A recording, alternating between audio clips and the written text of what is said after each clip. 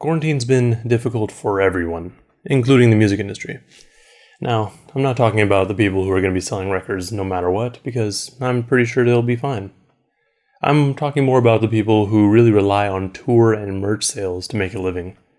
The same people that you might be finding more about now that everyone just spends all day on social media. Welcome to the Bar for Bar podcast, and this week we're talking about hip-hop in quarantine.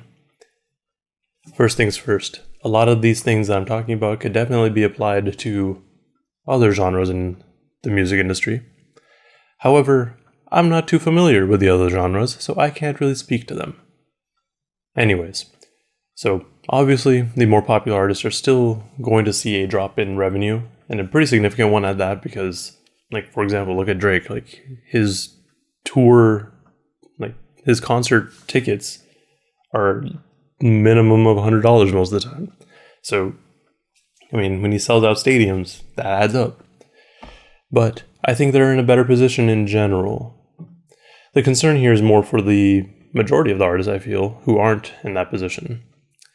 Artists like Drake, Future, and Uzi are going to be just fine if they can't tour for a little bit, especially because they're still getting a significant return from streams. Drake, for example, still sold over 200,000 in the first week with his Dark Lane demo tapes, which was literally just a mixtape. It's not even his actual album. His album, Certified Lover Boy, is probably going to do way more than that. I wouldn't be surprised if it sells 500,000 first week. But artists on the come up don't have that luxury. They can't just be oh yeah, no, I'll just release this album and don't worry about tour. It takes a lot of time to build up an audience to the point where you can do that. And it also does take a long time to build up an audience to the point where tour isn't absolutely necessary. So for those artists, tours are required. Now, I'm not trying to say that they're all broke and in poverty, but they would really benefit from the extra revenue that tour provides. Because a lot of people would buy, when they go on to a show, obviously they're going to buy the ticket, but oftentimes they're going to buy merch too. So that's just even more revenue. Now, merch sales are still a thing no matter what, and people buy merch online all the time. But, for me personally, I feel like I'd be more comfortable buying it right at a show. I don't want to order it online and pay extra shipping fees, because that shit adds up. Now, going back to the tour though, the extra revenue that you get from tours doesn't necessarily come right away. But as you're getting more recognition, there's a good chance that you'll go on tour with a bigger artist. So a great example in my case was the Joey Badass tour back in 2018. On that tour, he had Buddy and Boogie with him opening. And really prior to that, I didn't hear of either of them. I did hear about Boogie just because he was signed to Shady, but I didn't hear about Buddy, and I also didn't even listen to Boogie's music up until that point. But now look at them. They're pretty popular. They've got their own fan base at this point. And it's a pretty significant fan base at that. Now, the downside, though, to this quarantine for artists is, another downside really, is that streaming numbers are down.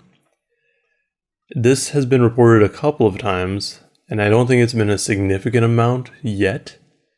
I think the reports back in March at the beginning of quarantine was that it was down 7%, which now that I say that is a pretty significant amount, considering streaming is really the only way people listen to music nowadays. But it's really bad for small artists because, one, it's hard to get someone to buy your album if no one knows who you are. So a lot of people will go to streaming first, and they're okay, let me check out this dude. He's just on my release radar, or he's in my random Spotify mix. I'll check him out. I'll go listen to his album. And that's cool, but not everyone's going to do that either. It really sucks for them. For me, at least in the beginning, I would assume that, since everyone's just kind of stuck at home, they'd have more time to listen to music. But, that's clearly not the case. But it does also make sense because, think about it. When do people listen to music most? Usually when they're driving to work. And, when they're driving to work and while they're at work. For example, when, I'm still stuck at home, but when I was at work, I would be basically driving 20 to 30 minutes there and back. I'd be listening. That's pretty much a whole album for the most part, or a majority of an album. And then while I'm at work, I didn't really listen to music while I was at work too much, but we had our community speaker at our desk. And then also just other coworkers, they always have their AirPods or some sort of earbuds in, listen to music at all times. So that's gone down because not everyone's at work. And I personally find it hard to just listen to music just, when I'm doing nothing at the house. Music to me, outside of my reviews and when new releases come out, is kind of just background music. I'll just throw it on so I can have something playing that sounds familiar that I enjoy. Clearly, my case is a little bit different. I go out of my way to listen to music because that's kind of what I do. But, the majority of people, they listen to music passively. They don't really listen to it, they don't listen to listen to it, at least most of the time. And the other thing is, there's a lot of music that people hear when they go out. And so, when they go out, meaning, when they go to bars and clubs and restaurants and stuff. And since that's pretty much shut down, those numbers have gone down even more. So you see artists that are typically in that sort of, club and trap scene. They're still making music, but it's not as much anymore, it feels like. So it's not surprising that streaming is down.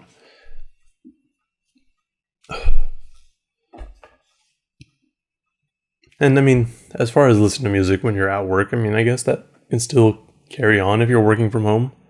But I don't know, I guess that does make sense. People always just kind of have Spotify if they're doing busy work if they're doing busy work. But it's not the same, I don't think. You're not actively listening to music. And also, if you're at home, a lot of times, you don't want to really be listening to music too if you're working because it feels kind of weird. A lot of people have headphones on when they're listening to music and working. So if you're listening to music on speakers, it's kind of weird. Another reason that, people might be thinking that the music industry is doing just fine is because the more, well-known and bigger artists are still doing pretty well. I mentioned, Drake is doing great. And like I said, his album's probably going to sell 500,000 first week, no problem. But we also saw a pretty significant sale numbers for artists that I don't think would have ever sold that much. So with Pop Smoke, he sold 430 in his first week, and then Juice WRLD sold over 500,000. Now, for me, I would have never expected I would have never expected Pop Smoke to sell that well. Because I know he was popular before he passed, but I didn't think that he was at that level where he could easily sell that. And I'm pretty sure his passing did have a lot to do with the sales, but still, it's that's kind of weird to me. And Juice WRLD does make sense because he was kind of on a come up, and he had a really big fan base, so it makes sense. But that's not something that we would really see from artists except for Drake or Kendrick. And I keep mentioning, Drake will easily sell 500,000. But speaking of Kendrick, artists' release strategies have also changed pretty significantly during this time. There's been rumors of a Kendrick album being done for nearly a year now. Every other week you hear, oh, Kendrick's album's done, Kendrick's album's done. And actually just this past week and today even, there's been random leaks of a new Kendrick song. So who knows? I haven't listened to any of them because I don't want to spoil it. But Like, we've been hearing these rumors, like, yo, his album's done. I think we even got the same thing with Drake earlier in the year before he dropped Dark Lane's demo tapes. But, I mean, now it's confirmed that he's in album mode and all that shit. But the release strategy's changed. Because they're not really releasing music as frequently. So, I think in Kendrick's case, it's more of, like, fans have just been waiting for a long time, and they're just getting impatient at this point, which I don't blame them. It's been 3 years since Damn dropped. So, pretty long time, especially nowadays when artists drop albums at a minimum once a year. Now, the reasoning that artists are kind of pushing back their releases is because of the tour and merch sales. Like, a lot of artists and labels want them to maximize benefit or maximize revenue when they release an album. Like, you can do well just strictly off album sales, but if you don't have a tour to follow it, you're going to lose out on a lot of money. And that's a big deal. That's why I think, like, I mean, a lot of people are kind of hating on Top Dog right now because they originally said that they were going to be releasing albums this year, but then they're like, oh, it's coming. It's been 6 months since you said that. Where is it at? Like, we've gotten no word. So, I mean, I'm a little annoyed because of that, but I know a lot of people are really upset. And that's going to be a whole nother discussion about Top Dog in general, because I don't think they're handling their artists very well. And it kind of sucks because SZA just straight up said, I want to release music, but you had to talk to Top. Like, Top ain't letting it come out. So it's like, it's frustrating for the artists too, because I know a lot of artists just want to put music out for their fans and also just, I mean, for themselves. So it's kind of weird. But, I mean, that point the point of the pushing back album releases is kind of contradicted by the fact that we have pretty big artists still releasing music. I mean, Future dropped, he changed it from Life is Good, but I don't remember what it was, but he dropped his album, Uzi dropped his album, and his deluxe album, Nas dropped his album, but they're not going to go on tour anytime soon. So, like, it's interesting that they were like, you know, we'll still release these albums. And in Uzi's case especially, like, Eternal to Take is something that fans have been waiting for years.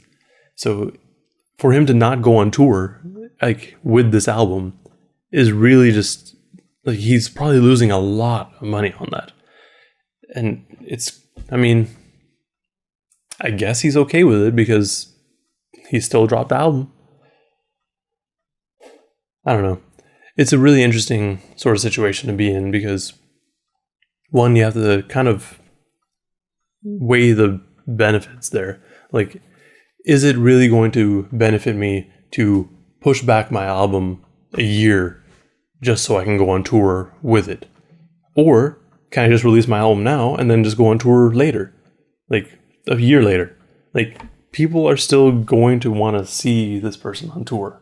Like, obviously having an album release alongside the tour is going to be more beneficial, because then you have people, like, you know, your name, the artist's name is in your mouth.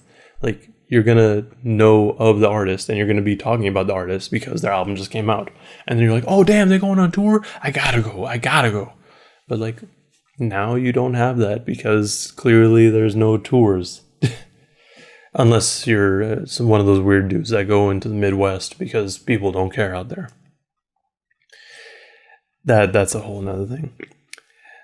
But yeah, it's weird because, like, these artists, like the big artists are fine.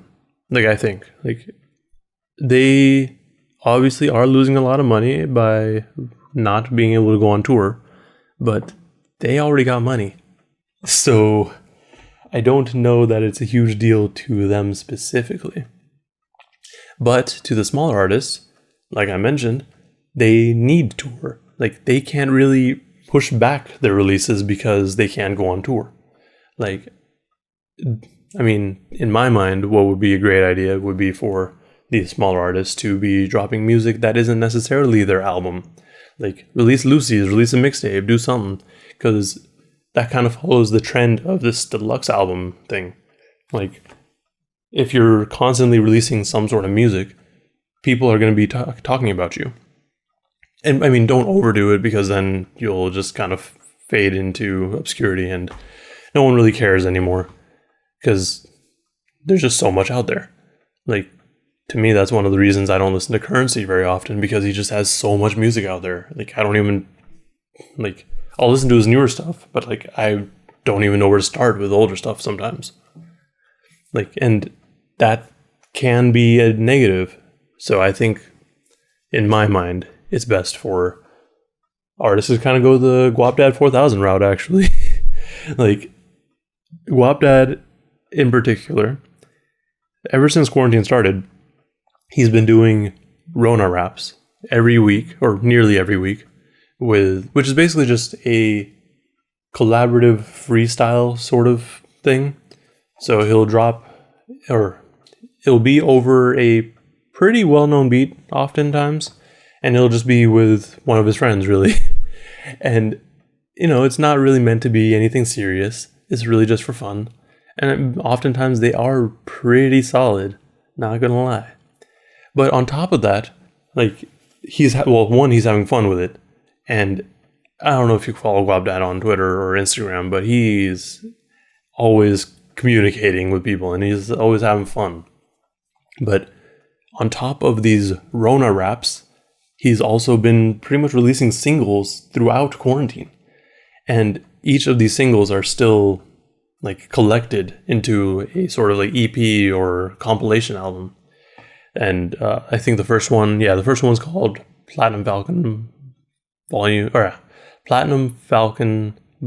Tape Volume 1 and Platinum Falcon Returns.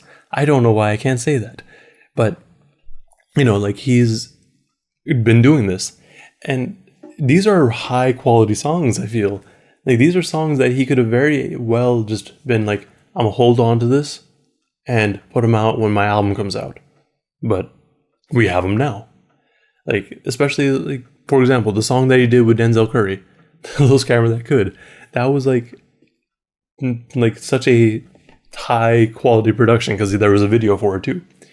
But he's like, no, we'll just release it now and put it on Platinum Falcon Returns. Like, that's crazy. Like, I would have fully expected this sort of song to be on an album. Aside from Guapdad, you have artists like Open Mike Eagle and Video Dave, who do their quarantine radio every day of quarantine. And by doing so, they're building a following and selling merch. So they're still finding ways to connect with their audience and also gain something out of it. But also Video Dave and Open Mike Eagle have music coming out. So, I mean, Video Dave already released his album week 1560, and Open Mike Eagle is going to be dropping Anime, Drama, and Divorce in October.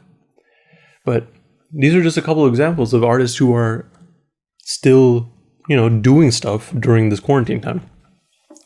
And this also kind of touches on the thing where the Spotify CEO is like, artists can't afford to release music, or they have to release music every year, basically. Now, yes, he is the CEO of Spotify, so he wants that to happen because he will get more money off of it. That is very true.